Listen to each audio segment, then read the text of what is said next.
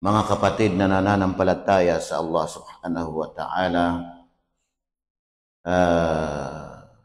sa lahat ng ating mga gawain, ang pananampalatayang Islam ay nagtuturo sa atin ng tinatawag na paggampan o kaya ay pagsasabuhay sa tiwala. Ito yung tinatawag na amana. Lahat ng gagawin natin, kailangan ay kasama natin ang amana, ang tiwala sa mga transaksyon, sa mga pagbibintahan, o sa anumang mga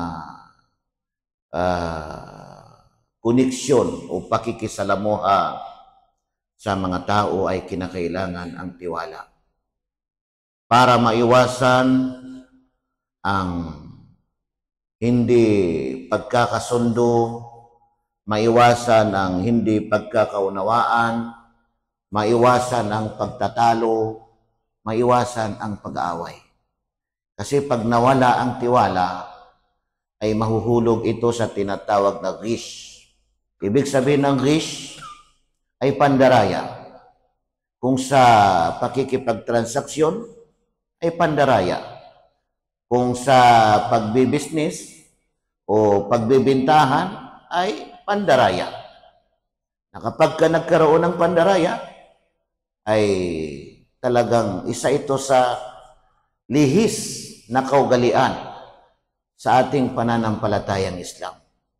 Bagkus ang gawaing pandaraya ay malilihis sa katuruan ni Propeta Muhammad sallallahu alaihi wasallam, malilihis sa sunnah ni Propeta Muhammad sallallahu alaihi wasallam, malilihis sa ummah ni Propeta Muhammad sallallahu alaihi wasallam.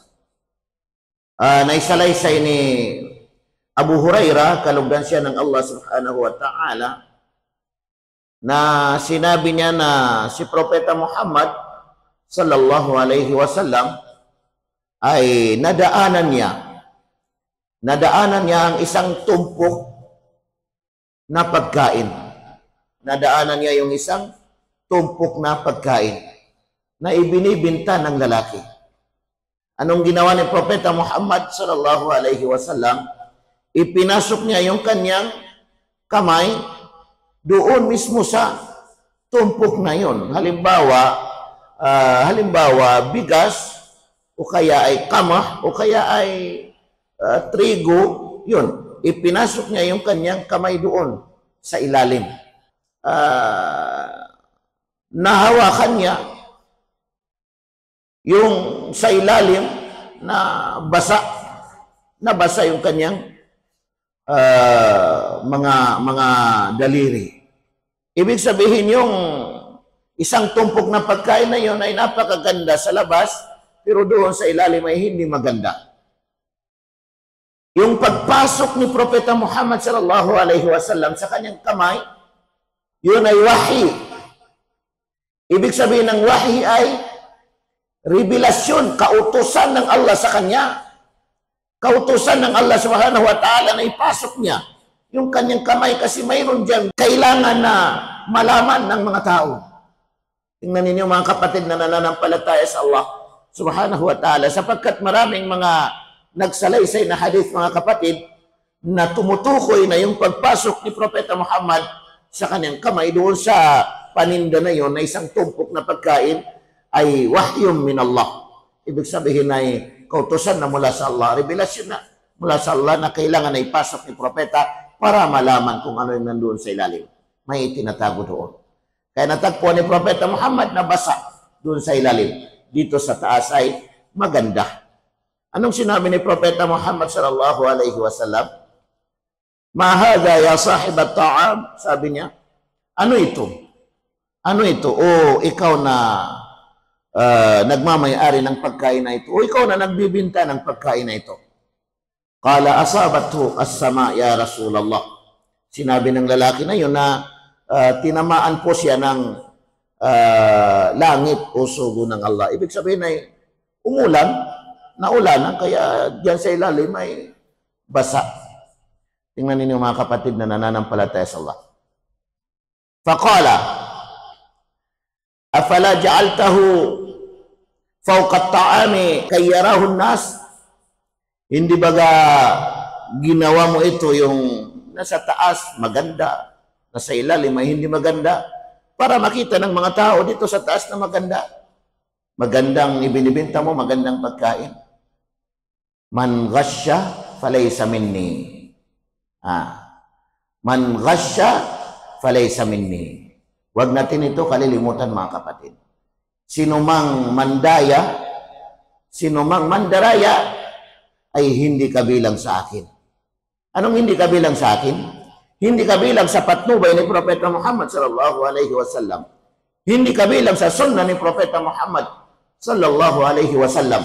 Hindi kabilang sa tariqa o kailandas ni Propeta Muhammad sallallahu alaihi wasallam. Hindi kabilang sa umma o nation ni Propeta Muhammad sallallahu alaihi wasallam. Sino yun? Yung taong mandaraya. Tingnan ninyo mga kapatid na nananampalataya sa Allah. Kaya maraming mga ibig sabihin pangyayari sa pandaraya, hindi lamang sa pagbibinta mga kapatid na nananampalataya sa Allah. Sa trabaho, ang dami-dami. Yung amo pwedeng mandaya at yung trabahador, yung employee, pwede mandaya sa kanyang trabaho. Sa eleksyon, napakarami mga kapatid na nagaganap na, ibig sabihin ay pandaraya. Pero anong pinakamatinding pandaraya mga kapatid? Ang pinakamatinding pandaraya ay ang pandaraya sa relihiyon. Ang pandaraya sa relihiyon. Anong ibig sabihin ng pandaraya sa relihiyon? Sasabihin mo na ito ay batas. Ito ang tamang katuruan. Ito ay halal. Ito ay haram. Lilinlangin mo yung mga tao kahit na ikaw ay walang kaalaman. O sabihin man natin na meron kang kaalaman pero hindi sapat. Kaya yung pandaraya sa relihiyon mga kapatid, ito ang pinakakritikal sa lahat ng mga pandaraya. Kasi sinabi ng Allah subhanahu wa ta'ala sa banal na Quran, وَلَا تَقُولُوا لِمَا تَصِفُ أَلْسِنَتِكُمُ الْكَذِبَ هَذَا حَلَالٌ وَهَذَا حَرَامٌ لِتَفْتَرُوا عَلَى اللَّهِ الْكَذِبَ إِنَّ الَّذِينَ يَفْتَرُونَ عَلَى اللَّهِ الْكَذِبَ لَا يُفْلِحُونَ. Ano ang kahulugan ng talatang ito mga kapatid na nananampalataya sa Allah? Wala taqulu, at huwag ninyong sabihin. Wala taqulu lima tasifu alsinatikumul kadhib. Huwag ninyong sabihin ang anumang iginigiit ng inyong dila na sabihin. Idinidescribe ng inyong dila. Gustong sabihin ng inyong mga dila. Wala taqulu lima tasifu alsinatikumul kadhib, na kasinungalingan o kaya ay kabulaanan. Ano itong kadhib na tinutukoy? Hada halalun wa hada haram. Sasabihin mo na yan ay halal, samantalang haram. At sasabihin mo na yan ay haram, samantalang halal. Tingnan mo. Ikaw na ang magdesisyon na yan ay haram, yan ay halal, pero wala kang kaalam-alam. Sino ang dapat magsabi na yan ay halal, yan ay ipinahintulot? Ang Allah. Tingnan natin sa banal na Quran, o yan ba ay halal? Sino ang magsabi na yan ay haram? Ang Allah. Tingnan natin sa banal na Quran, o yan ba ay haram? At ang kanyang sugo na si Propeta Muhammad sallallahu alaihi wasallam. Tingnan ninyo mga kapatid, madali natin sabihin sa ating kapwa na yan ay haram, pero hindi pala haram. Madali natin sabihin sa ating kapwa na yan ay halal, pwede ipinahintulot, pero hindi pala ipinahintulot. Nakakatakot mga kapatid na nananampalataya sa Allah. Higit na matinding pandaraya. Litaftaru ala Allahil kadhib. upang kayo ay mag-imbento, sabi ng Allah subhanahu wa ta'ala, laban sa Allah ng kasinungalingan. Bakit laban sa Allah? Kasi sasabihin mo na halal, samantala yun naman ay haram doon sa Allah. Di ba laban sa Allah yun? Sasabihin mo na yan ay haram, samantala halal naman doon sa Allah. Di ba laban sa Allah subhanahu wa ta'ala yun? Innal ladhina yaftaruna 'ala Allahi al-kadhiba la yuflihun. Katotohanan, ang sino mang tao na nag-imbento ng kasinungalingan laban sa Allah, kailanman, sabi ng Allah subhanahu wa ta'ala, ay hindi magtatagumpay. Kailanman ay hindi magtatagumpay. Laging mangingibabaw pa rin ang katotohanan. Laging mangingibabaw pa rin ang katotohanan.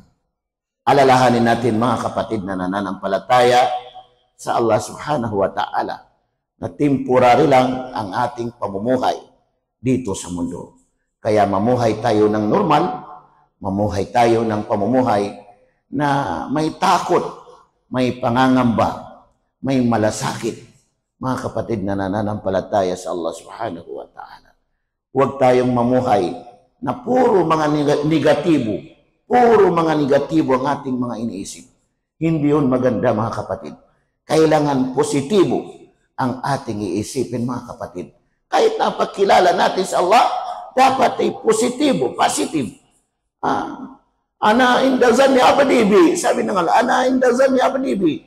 Ako, sabi ng Allah sa Hadisul Qudsi, ay nandito ako sa kung ano yung hinala sa akin ng aking alipin. Tingnan ninyo mga kapatid na nananampalataya sa Allah. Positive ang dapat nating isipin mga kapatid. Kung tayo ay nananaliksik ng kaalaman, huwag nating sabihin na hindi natin kaya. Kaya natin yan. Kaya natin. Kasi once na isipin natin na hindi natin kaya, tuloy-tuloy na. At kakapitan na tayo ni Khannas. Kakapitan na tayo ni Khannas. At tutulungan niya tayo sa negatibo na sinasabi natin na hindi natin kaya. Hanggang sa tatamarin na tayo, hanggang sa hindi na tayo makakapagpatuloy sa ating pananaliksik ng kaalaman. Ibig sabihin nito mga kapatid na nananampalataya sa Allah, mamuhay tayo ng dala-dala natin ng amana, ang tiwala na ipinagkakatiwala sa atin, at layuan natin ang ipinagbabawal na pandaraya.